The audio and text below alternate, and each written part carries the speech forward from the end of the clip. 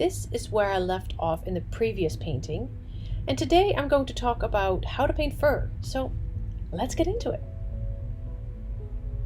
Well, first let me tell you which colors I'm using, starting with aqua green, deep violet, Payne's gray, Mars black, and titanium white. Obviously, these aren't your normal kitty colors, and I'll get back to my choice of colors later in the video. My brush of choice is a round brush, which is very good for doing fur, so make sure you have one. And as I'm indicating here, I'll be working on the ear section first. I'm going to dampen my brush, dip into the deep violet, no mixing here. I really want to get these gorgeous colors starting to dominate my painting moving forward. Well, what I'm doing is I'm revisiting and re-accentuating the shadows that I laid down in the previous session. So I'm basically going over the dark blue areas that I already put down, and this is where laying that foundation is so important. So you have a map to guide you. Well, I came in too strong, as you can see, so I pull out my mop brush to diffuse the amount of paint I put on, as it was a little too much. A mop brush is a great tool to have on hand to soften your strokes and to blend it in a bit more. So I'm following the shadows using my reference photo as a guide. I'll pop that up for you to look at. Now at this stage, I'm just focusing on building up the foundation of the fur rather than adding distinct fur strokes. But Mimi, you already laid down a blue foundation. What are you talking about? Well, the number one rule or tip I can give you about painting fur is layers and layers, and dare I say, more layers. Layers help create depth and realism.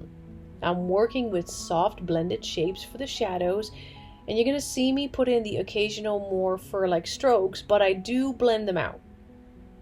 Now I really have to rein myself in here too and refrain from getting too detailed too soon.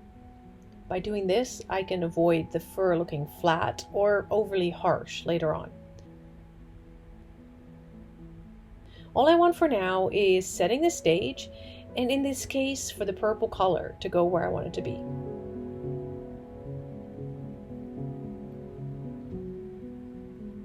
Now let's talk about why I chose these colors, because as we all know, cats aren't blue or purple or a combination of those colors. So when I started this piece, I knew I wanted to step away from traditional colors and explore something different. I chose blue, purple, and a hint of aqua green, and not only because blue and purple are my favorite colors, but I also chose it because I wanted this painting to stand out and make people pause and really look at it. So these colors bring a sense of vibrancy and uniqueness to the piece, something that feels fresh and eye-catching. But beyond that, painting with these colors just plain makes my soul happy. There's just something about working with colors that resonates so deeply with me. It's like I'm pouring a little more of myself into the painting. So, because at the end of the day, I think art should spark joy, and not just for the viewer, but for the artist too. You can expect to see these colors, the blue, the purple, and aqua green, featured in my upcoming paintings as well. I've discovered how much I enjoy working with them, and I think they bring a unique style to my art, setting it apart from just the traditional color palette. And this approach falls somewhere between interpretive realism and stylized realism. It allows me to stay true to the details and the structure of my subjects while using imaginative, non-traditional colors to add a touch of emotion and personality. Now, for me, it's a way to blend the natural world with my artistic voice, creating pieces that just feel uniquely mine. And I really hope it resonates with those who view my work. For now, I'm going to let you watch as I work on the purple layer, deepening the shadows, starting to define areas around the muzzle and the nose, just laying the groundwork for future details. A lot of this process is rinse and repeat. Layering, blending, and then building up the structure bit by bit. I'm going to pop back in once I start working with the aqua green to share more tips for painting fur and take you through the next steps. So don't go anywhere. Enjoy the process, the music, at a bit of a faster speed, and I'll be back giving some more fur foundation information.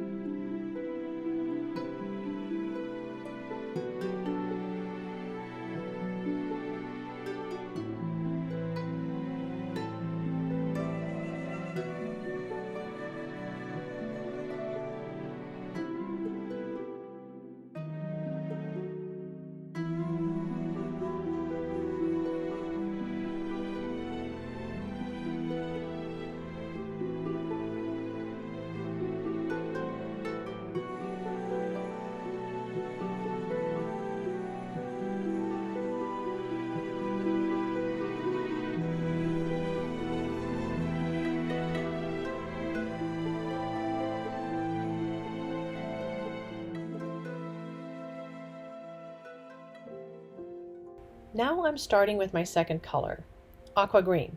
I'm going to be adding some more emphasis on the highlights on the fur.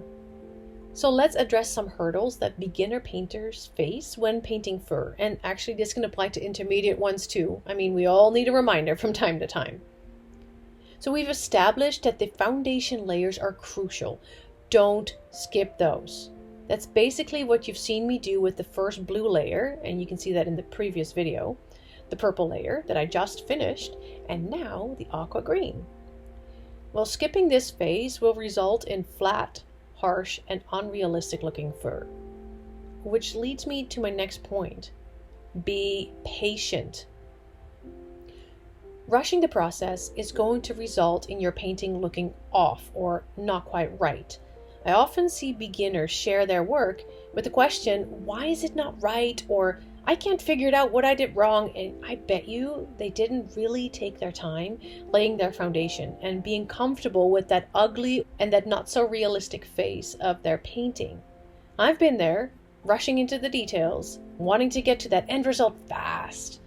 Well, fur painting is time intensive, so you need to slow down and take your time.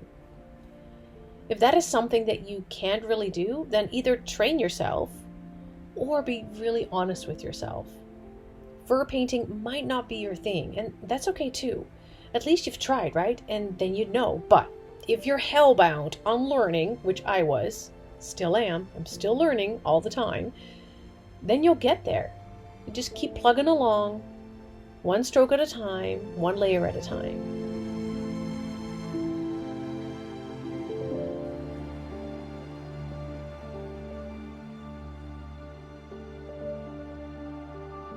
Okay, so let's talk brush selection. What brush do I use, or which brushes, and how many, and what kind, and what size? And well, if you've paid attention, you might have noticed that all I've used in this painting session so far is that round brush. I have used 2 different sizes, although barely noticeable, so don't beat yourself up if you didn't notice that.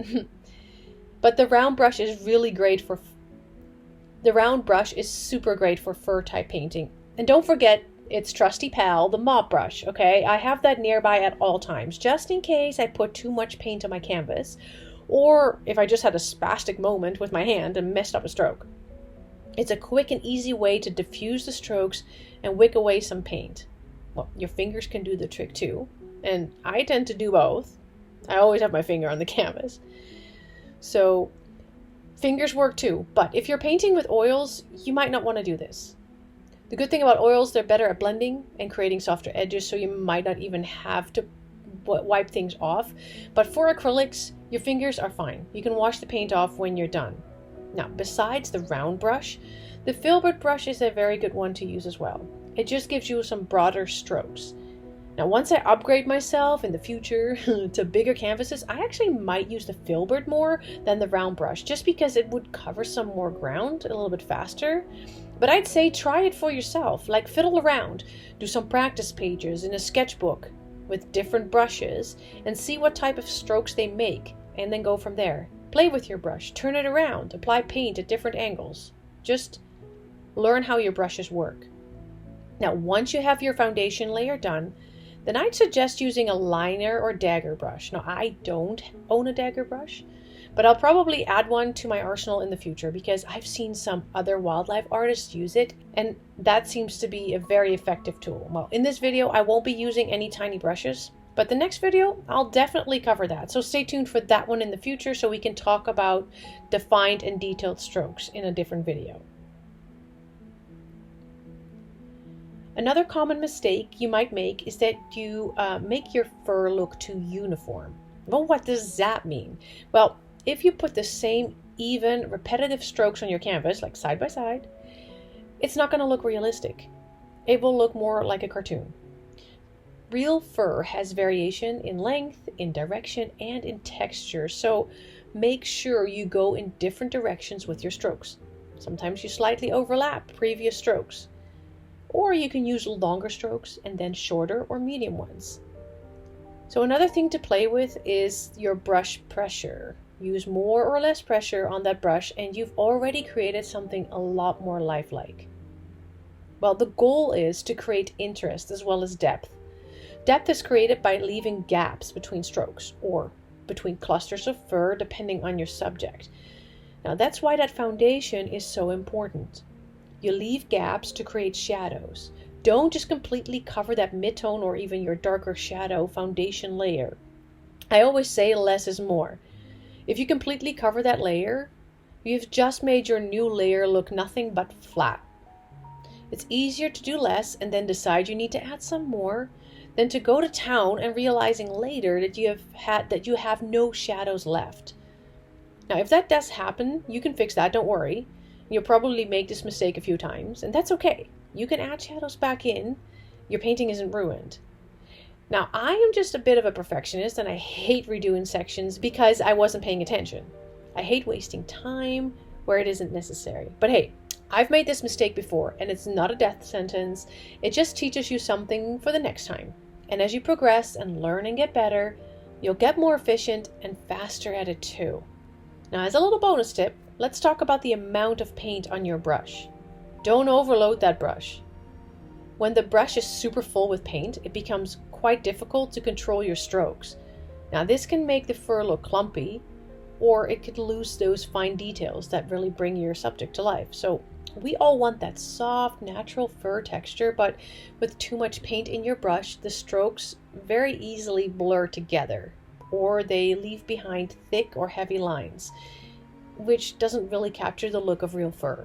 Now, how do you avoid this? Make sure to take off excess paint. Wipe it onto your palette or just gently dab it onto a paper towel before applying it to the canvas. Another thing you can do is just be very mindful and gentle before you load your brush. Only put a little bit on. You can use thinner layers and gradually build them up, and that allows for better control, and it will help you achieve the delicate, wispy texture of fur. Now, in this painting session, I focused on layering shadows, defining some key areas, and building that fur foundation with these vibrant colors. Now, here are the tips or mistakes to watch for one more time. Don't neglect your foundation layers. Be patient. This is not a race.